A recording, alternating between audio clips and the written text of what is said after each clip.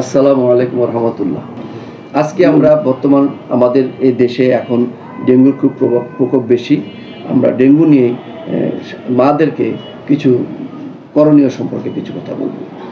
আমরা সবাই জানি ডেঙ্গুটা হচ্ছে একটা মশাবাহিত রোগ, ভাইরাস মশা এডিস মশা দিয়ে হয়।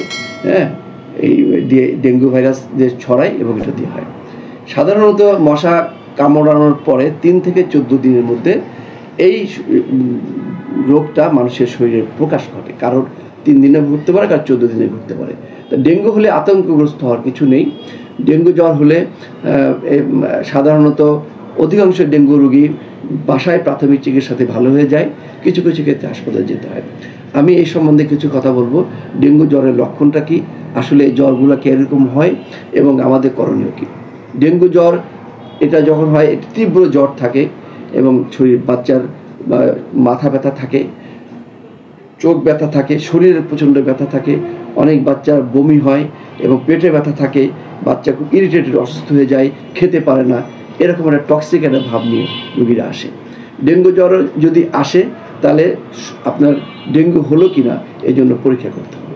পরীক্ষা করতে গেলে ডাক্তারের শরণাপন্ন হতে হবে, কারণ ডেঙ্গু পরীক্ষা 2 রকম পরীক্ষা আছে। আমরা সিবিসি করি, NS1 অ্যান্টিজেন একটা পরীক্ষা করি, আর একটা পরীক্ষা আছে ডেঙ্গু IgG IgM। কখন কোনটা করতে হবে এটা খুব ইম্পর্টেন্ট। 3 দিন জ্বরের মধ্যে যদি আমি NS1 অ্যান্টিজেন না করি, ডেঙ্গু জ্বর থাকলেও সেটা ধরা পড়বে না। আবার 5 দিন পরে যেই আমরা IgG IgM করার কথা, সেটা যদি কেউ কোনো রোগীর আপনি 3 দিনের মাথায় করেন, ডেঙ্গু থাকলে ধরা পড়বে না। সেই জন্য কখন ডেঙ্গু পরীক্ষাটা কোন পরীক্ষা করতে হবে এটা খুব ইম্পর্টেন্ট।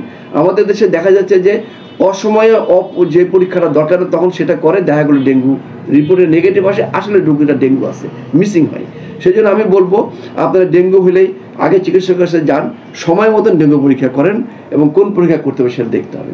ডেঙ্গু পরীক্ষা করে যদি ধরা পড়ে, প্রাথমিক চিকিৎসা হচ্ছে তাকে বাড়িতে রাখতে হবে, বিশ্রামে রাখেন, বেশি বেশি ওরসলাইন খাওয়ান।